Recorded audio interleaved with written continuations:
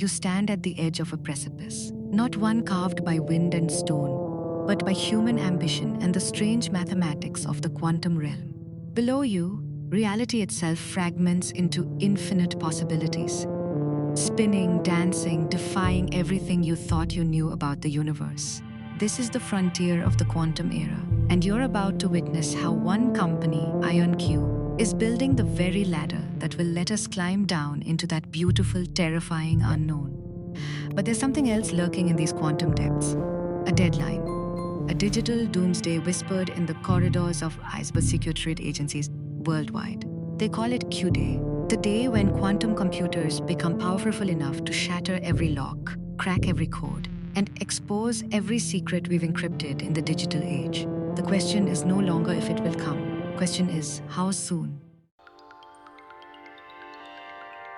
To understand where we're going, we must first understand where we've been. Picture the computers that surround you. Your phone, your laptop, the servers humming in data centers across continents. They all speak in a binary tongue, ones and zeros, on and off, yes and no. These classical bits are like light switches, definitively in one state or another. For decades, we've made these switches smaller, faster, more efficient. We've built empires on silicon and logic gates. But deep in the quantum world, in the realm of atoms and photons, reality refuses such certainty. Here, a particle can be both spinning clockwise and counterclockwise simultaneously. It exists in what physicists call superposition, a ghostly state where all possibilities coexist until the moment you dare to look.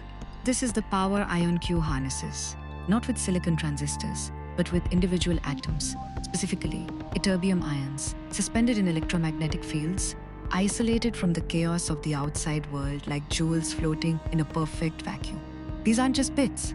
These are qubits, quantum bits, and they don't choose between 1 and 0. They embrace both, dancing through infinite computational pathways simultaneously. Imagine standing before a massive maze. A classical computer would try every path, one by one, methodically searching for the exit. A quantum computer? It walks all paths at once, collapsing into the solution the moment you ask the question. This is the promise that IonQ is transforming from theory into reality. IonQ's approach is elegant in its audacity. While competitors pursue different quantum architectures, superconducting circuits cooled to near absolute zero photonic systems, or nitrogen vacancies in diamond, IonQ chose trapped ions. And here's why that matters.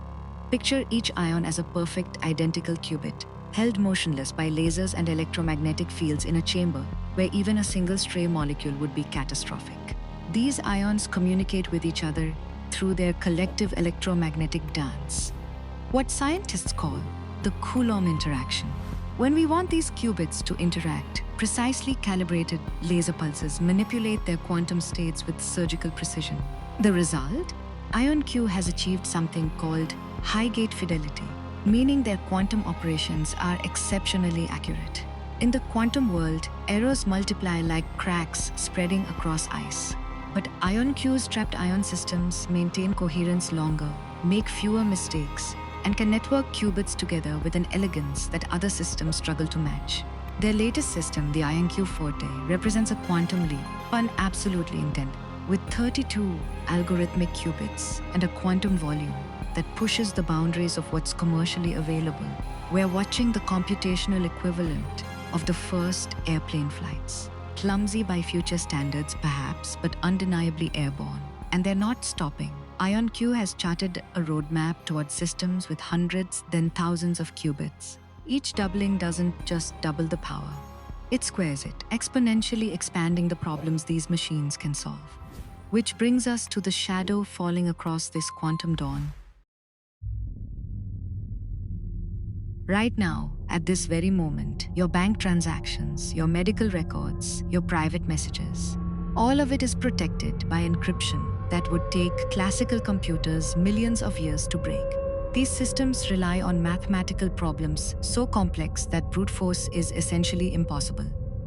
But quantum computers don't play by those rules. There's an algorithm devised by mathematician Peter Shor in 1994 that could factor large numbers exponentially faster than any classical method. The encryption protecting global digital infrastructure depends on the difficulty of factoring. Once a quantum computer powerful enough to run Shor's algorithm exists, we cross the event horizon. That point of no return, like going over the edge of a waterfall, where the current becomes inescapable. This is Q day.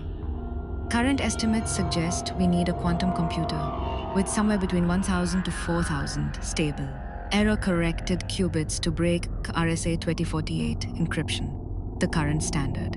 IonQ's projections, along with progress from IBM, Google, and others, suggest this could happen within 5 to 15 years. Some insiders whisper it could be sooner. But here's the truly unsettling part. Adversaries are already preparing. There's a strategy called harvest now, decrypt later.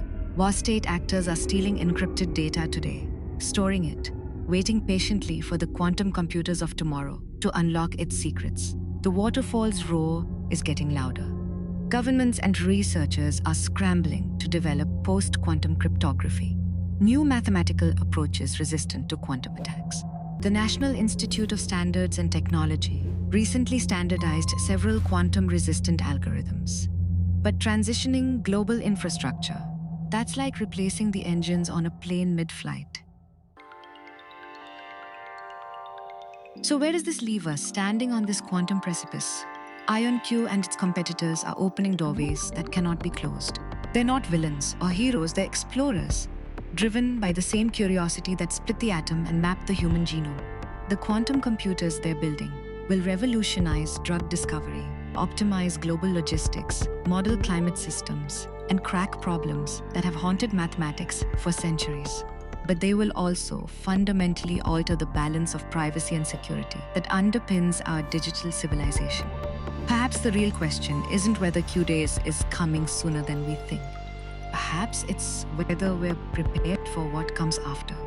When the quantum realm stops being an abstract theory and becomes the invisible infrastructure of human civilization. As you fall into that quantum future, reality itself begins to stretch and warp around you, like matter approaching a black hole's event horizon, pulled into shapes never before witnessed. You're not being destroyed. You're being transformed into something we don't yet have words to describe. The quantum era isn't coming. You're already falling into it. What will you become on the other side?